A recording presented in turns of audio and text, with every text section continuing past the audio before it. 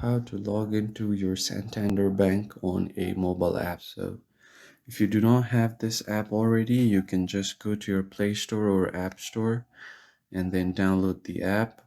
Once you've downloaded the app, you can just open it.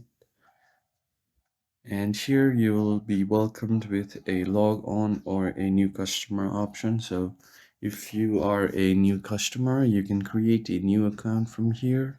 But if you already have an account, you can just click on log on.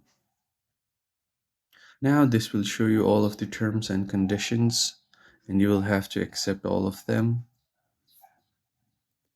And once you have accepted all of the terms and conditions, this will ask you for your personal ID.